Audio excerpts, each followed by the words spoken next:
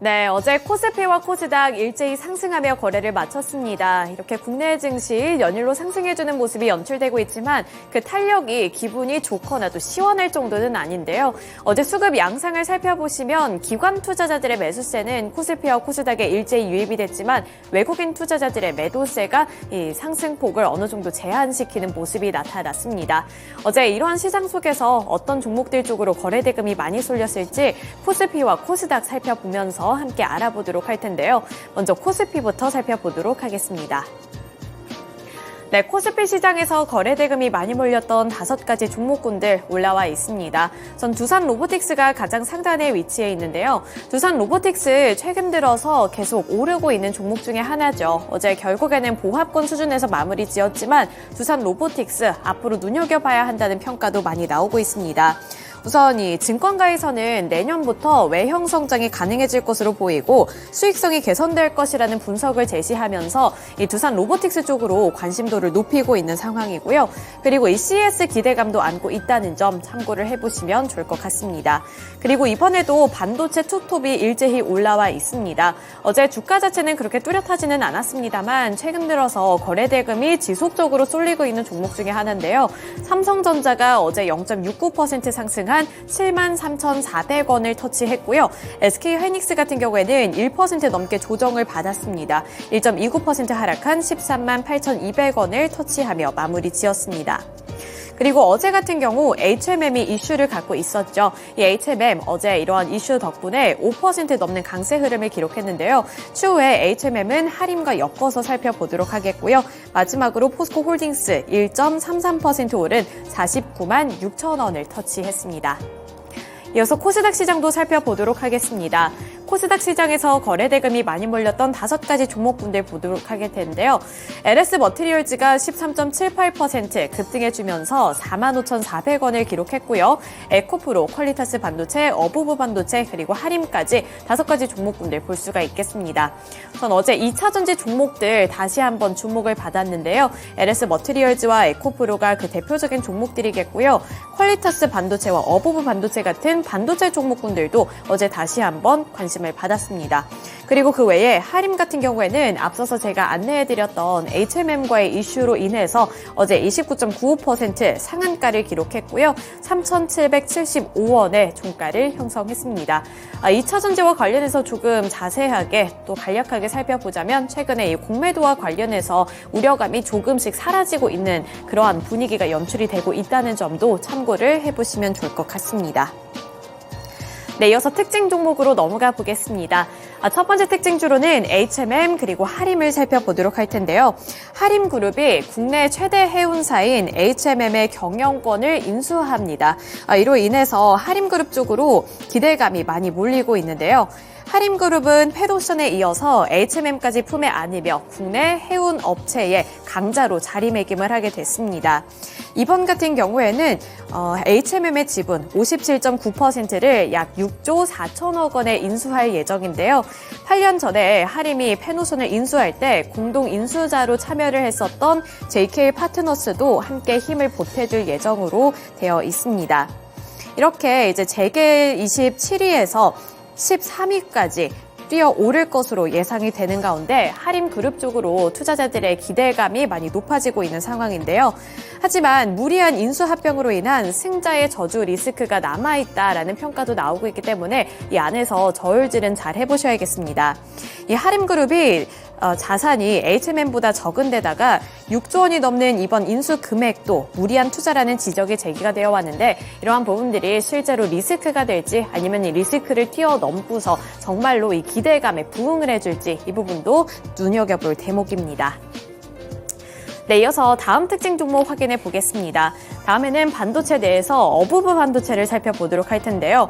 어제 반도체 종목군들 전반적으로 상승해주는 분위기였지만 그 안에서 어부부 반도체가 두각을 드러냈습니다. 29.93%로 상한가를 기록하면서 14,630원에 거래를 마쳤는데요. 이 어부부 반도체 같은 경우에는 최근 삼성전자와 대규모 MCU 공급 계약을 체결했습니다. 이번 계약을 통해서 어부부 반도체는 내년부터 삼성전자에 3천만 개의 MCU를 공급할 예정인데요. 이 MCU는 전자제품의 두뇌 역할을 하고 있는 핵심 칩이라고 보시면 좋겠습니다. 이 단순 시간 예약에서부터 특수한 기능에 이르기까지 제품의 다양한 특성을 컨트롤하는 역할을 하고 있기 때문에 필수적인 부품이라고 볼 수가 있겠는데요. 이와 관련해서 삼성전자와 이렇게 대규모 공급 계약을 체결했다는 소식이 부각되면서 어제 어부부 반도체가 29% 넘는 상한가를 기록했습니다. 네, 이렇게 정규장에서 주목받았던 종목군들 함께 알아봤고요. 이어서 시간의 거래에서 주목받았던 10가지 종목들도 보도록 하겠습니다. 우선 상승했던 탑5 종목들입니다. 특수건설과 인베니아, 그리고 우원개발, 한익스프레스, 나이베까지 이렇게 5가지 종목군들 일제히 9% 넘게 급등을 해줬습니다. 우선 이 중에서 특수건설 같은 경우에 9.97% 상승한 8,490원을 터치했고요. 인베니아 9.95% 오른 1,238원, 우원개발이 9.89% 오른 3,500원을 기록했습니다. 또 한익스프레스도 9.87% 오른 7,460원을 기록했는데 이 종목군들은 추후에 특징주에 넘어가서 자세한 이슈도 살펴보도록 하겠고요. 이어서 시간외에서 하락했던 종목군들도 살펴보시죠. 에이스테크가 7.65% 밀려 내려갔습니다. EMNI가 6.02% 하락, 하이드로리튬이 4.44% 하락, 하림지주가 4.01%, 그리고 한국엔컴퍼니가 3.33% 하락하면서 시간의 거래에서 이렇게 종가를 형성해냈습니다. 우선 여기서 EMNI 같은 경우에는 신물질 테마 관련 종목으로 엮이면서 정규장에서 상승해줬던 종목이기도 한데요. 하지만 이 시간의 거래에서는 6% 넘게 하락하면서 조정을 받았다는 점 확인해 보시면 좋을 것 같습니다. 또 하림지주 같은 경우에도 시간의 거래에서 4% 넘는 약세를 기록했는데요. 이 하림지주 같은 경우에도 하림과 HMM의 이런 매각 이슈로 인해서 정규장에서 강세를 기록했던 종목인데 시간의 거래에서는 일부 차익 매물이 출회가 되면서 4.01% 하락한 7,670원의 종가를 형성했습니다. 네, 이어서 시간의 거래에서 특징 종목들 확인해 보겠습니다. 첫 번째 특징주로는 인베니아 살펴보도록 할 텐데요. 인베니아가 어제 개별적인 호재 소식을 안고서 시간의 거래에서 상한가를 기록했습니다. 인베니아 9.95% 오른 1,238원을 기록했는데요. 중국 기업과 대규모 공급 계약을 체결했다는 소식에 주가가 이렇게 강세를 나타냈습니다.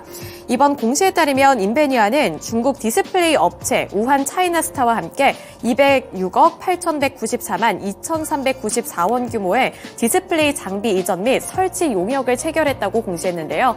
이에 따라서 이쪽 인베니아 쪽으로도 매수세가 몰렸고요. 따라서 시간의 거래에서 상한가를 기록했습니다. 네, 이어서 두 번째 특징 종목 확인해 보겠습니다. 특수건설과 우원개발 이렇게 두 가지 종목을 함께 엮어서 살펴보도록 할 텐데요. 특수건설도 9.97%로 상한가 터치하면서 8,490원을 기록했고요. 우원개발이 9.89% 오른 3,500원을 기록했습니다. 이 국회 국토교통위원회 교통법안 심사 소위에 철도 지하화 관련 특별법 4건이 이 병합 심의를 통해 통과되었다는 소식이 호재로 작용이 됐습니다. 그동안 도심 중심부에 위치한 경의선과 경부선 그리고 경인선 등은 지상철도로 되어 있기 때문에 도시 생활권을 단절시키고 그리고 토지 이용의 효율을 저해한다는 지적이 잇따라 나왔었는데요. 이제는 경부선의 서울역부터 당정역 구간과 경인선의 인천역부터 구로역 구간 등 도심을 가로지르는 철도를 지하로 내릴 예정입니다. 그리고 그 자리에는 이제 상업시설과 주택 그리고 오피스 같은 건물들이 들어설 예정인데요. 정부도 도심의 주택난 해소를 위해 철도 부지 등을 활용하겠다는 계획이기 때문에 이쪽에도 탄력이 붙을 것으로 전망이 되면서 이 관련 종목들이 어제 시간의 거래에서 상한가를 기록해냈습니다. 네, 마지막 특징 종목으로는 한익스프레스 보겠습니다. 한익스프레스도 어제 9.87% 오른 7,460원을 기록하면서 시간의 거래에서 강세 흐름을 나타내줬는데요. 국민의힘이 20일 서울 여의도의 한 식당에서 상임 고문단 오찬 간담회를 개최한다는 소식이 전해짐에 따라 이 한동훈 관련 종목으로 여겨지는 한익스프레스가 어제 시간의 거래에서 강세를 기록했습니다. 이 윤재욱 원내대표 및 이만희 사무총장 등은 상임 고문들을 만나서 이 김기현 전 대표 사퇴에 따른 비상대책위원장 인선 문제를 논의할 것으로 보이는데요. 여기서 유력한 비대위원장 후보로 거론이 되고 있는 한동훈 법무부 장관에 대해 원로들의 다양한 의견이 나올 것으로 예상이 되고 있습니다. 여기서 전반적으로 봤을 때는 사실상 한동훈 비대위원장 내정 소식 이렇게 전해지면서 시간의 거래에서 이 관련 종목이 급등해주는 모습이었고요. 한익스프레스가 한동훈 관련 종목으로 꼽히고 있다는 점 참고해 보시면서 정규장에서의 흐름은 어떻게 될지 여부도 눈여겨보시면 좋을 것 같습니다. 네, 이렇게 시간의 거래에서의 특징 종목까지 함께 알아봤고요. 정규장에서 주목을 받았던 특징 종목들까지 함께 알아봤습니다. 이어서 미국 증시에서의 특징주는 어떤 게 있을지 함께 알아보시죠. 네, 다음으로는 미국 증시에 대한 특징 종목들 함께 살펴보겠습니다. 일단 뉴욕 증시 다시 한번 상승하는 모습이었고요. 다우지수의 경우에는 오늘장 5거래일째 신고가 터치가 나오게 되면서 긍정적인 모습들을 이어갔습니다. 그 외에도 나스닥 지수라든지 S&P 500 지수까지 일제히 0.6%가량의 상승세를 기록하고 있었는데요. 네, 결국에는 이 연준이 촉발했던 금리 인하에 대한 낙관론이 계속해서 시장에서 나오고 있습니다. 연준 위원들이 발언에 대해서 진화를 하고 어느 정도 수위를 낮추는 모습들을 기록하고 있지만 시장에서는 결국 낙관론에 훨씬 더 무게를 두는 모습들이 진행되고 있는데요. 이와 더불어 연착륙에 대해서 뒷받침을 해줄 만한 데이터까지 나오게 되면서 더욱더 긍정적인 모습의 뉴욕 증시였습니다. 네, 특징주들 하나씩 함께 확인해 보시죠. 네, 오늘 첫 번째 특징 종목은 테슬라 보시겠습니다. 2% 이상의 상승세로 257달러 선에서 거래를 마쳤는데요.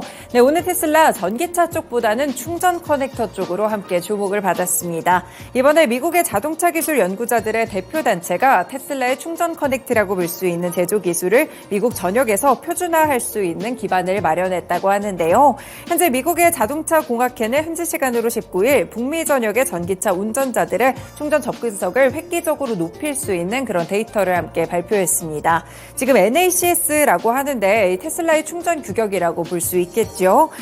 기존의 미국의 표준은 CCS 방식이었지만 지난 5월부터는 완성차 업계들 가운데 포드 쪽에서 테슬라의 NACS 방식을 채택하기로 했다라는 소식 덕분에 함께 이 NACS 방식이 조금 더 주목을 받기 시작했습니다.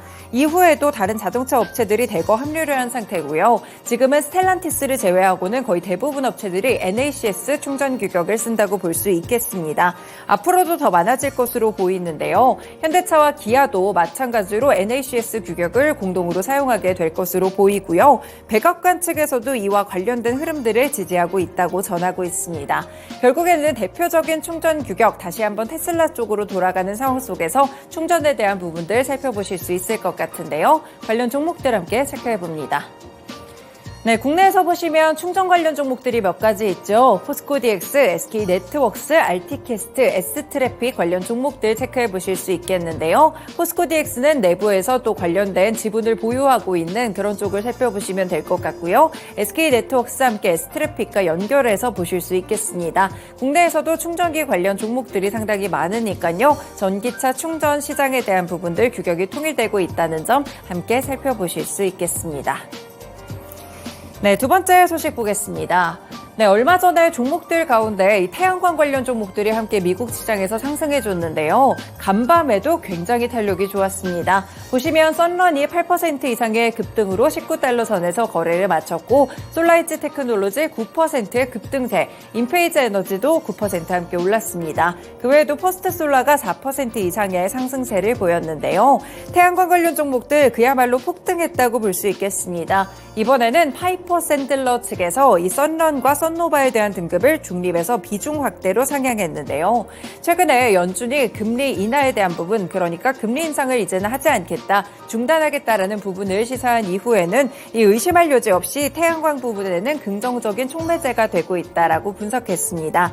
앞서서 이 태양광 종목들이 올랐던 이유는 제프리스 측에서 관련된 내용들을 추천하고 매수 추천이 나왔기 때문이었는데요. 네, 이번에는 파이퍼 샌들러 측에서 함께 이 투자 의견을 높이는 모습들이 나오기도 했습니다. 사실 썬노바라든지 썬런 같은 주식들은 그동안 연초 대비 고점에서 봤을 때 25% 정도 하락세의 길을 걸어왔는데요. 하지만 내년에는 좋은 위치에 있을 것이라고 보고 있고요. 최근에 태양광 종목들이 이번 주에 상당히 많이 올랐습니다. 낙관적인 환경에 처하고 있다라는 사실들이 부각되는 것으로 보이는데요. 네, 일단 미국 시장에서도 꾸준하게 태양광 종목들의 글로벌 IB들의 추천이 나오고 있습니다. 과연 국내 증시에서는 태양광 어떤 종목들이 있을지 함께 보시죠.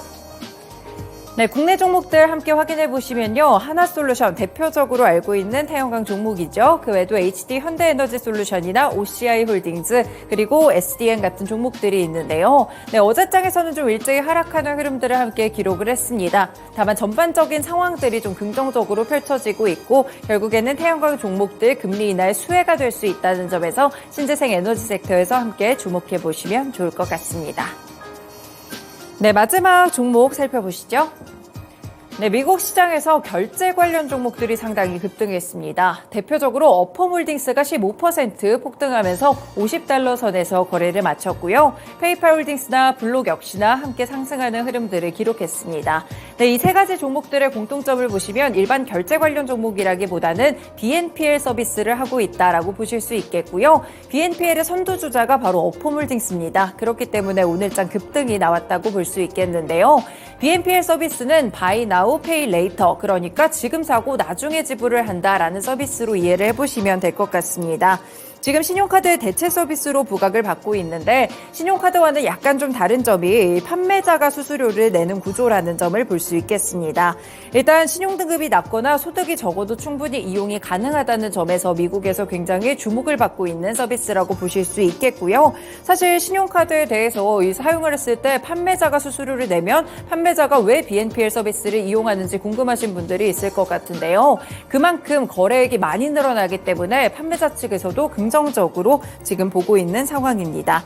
네, 이번에 월마트가 이 파트너십을 어펌홀딩스와 체결했다는 소식 덕분에 어펌홀딩스가 급등하는 흐름이었는데요.